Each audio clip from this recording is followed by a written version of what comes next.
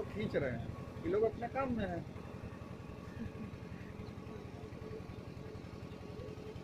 हो गया। अब आप इसको निकल के भी इससे बेहतर था उधर वाला कॉटेज लगता है, घर भी बड़ी जनरी। हाँ, पंद्रह जनरी। गंगा जी में बना हुआ है उजला कलर का घर, देख लीजिए गंगा के उस पार वही है।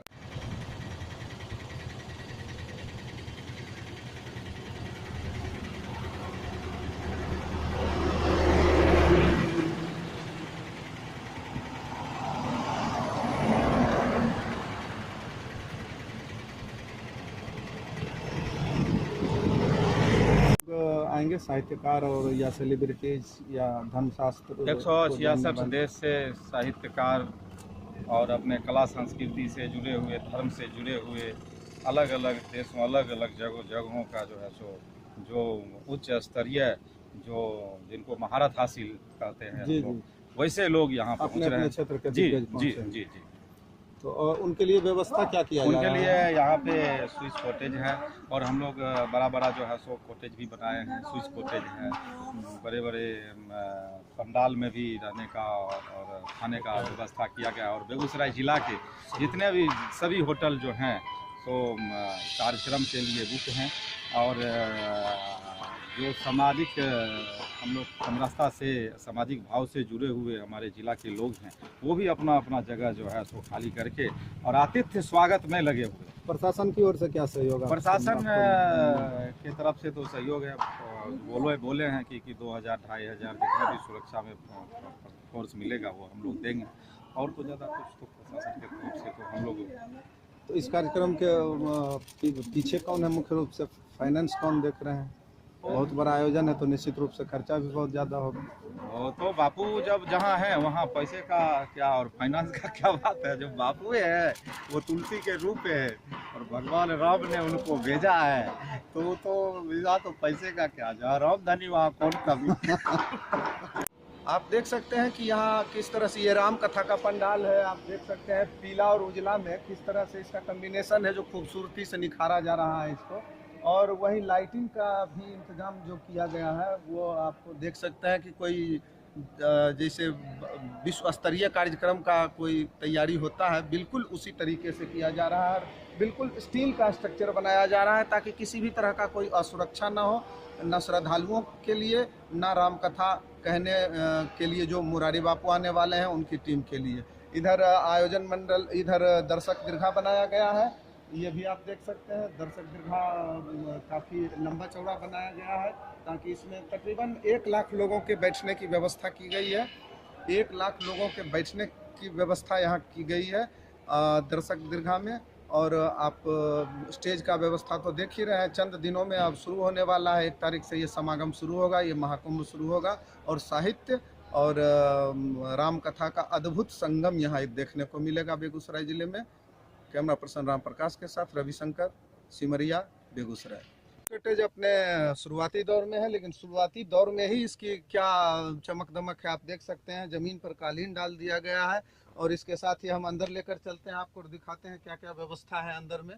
तो आप अंदर में ये दरवाज़ा लगाया गया है, कपड़े का ही है लेकिन पूरे नक्काशीदार है और भारतीय संस्कृति की झलक देखने को मिलती है।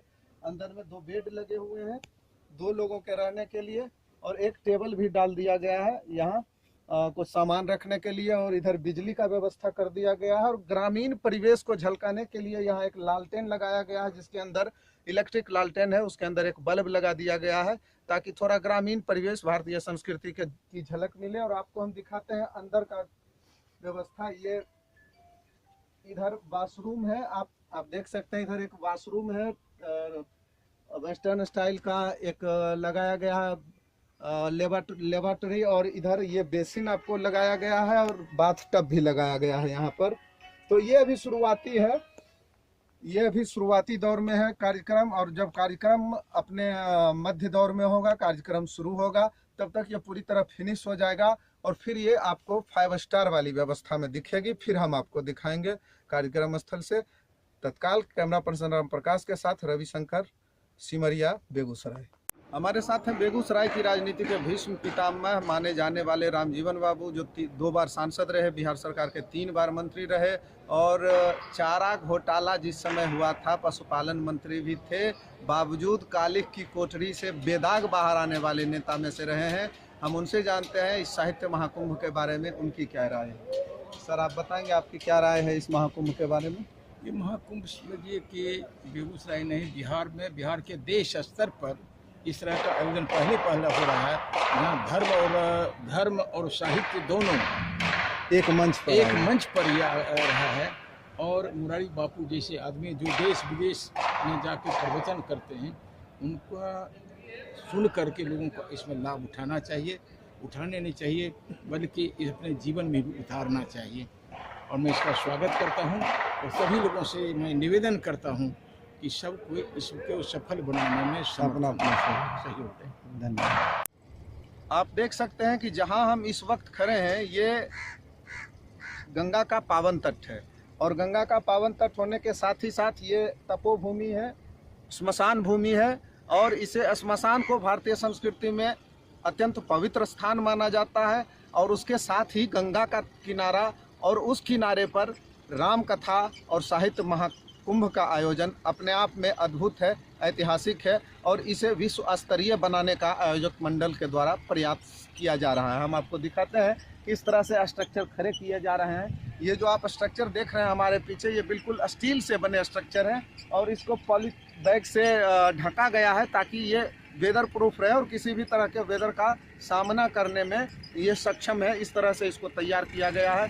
पूरा स्ट्रक्चर ये स्टील का है। साथ ही जो साहित्यकार, जो संत आएंगे उनके लिए स्विस कॉटेज की व्यवस्था की गई है, जिसमें उच्च स्तरीय व्यवस्था है। आप कह सकते हैं कि वो 5 स्टार स्तरीय इंतजामात किए गए हैं, जो हम आपको मिलवाएंगे, दिखाएंगे।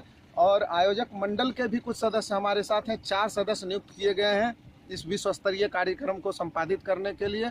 उसमें से 2 हमारे साथ हैं, उनसे भी हम आपकी बात करवाते हैं।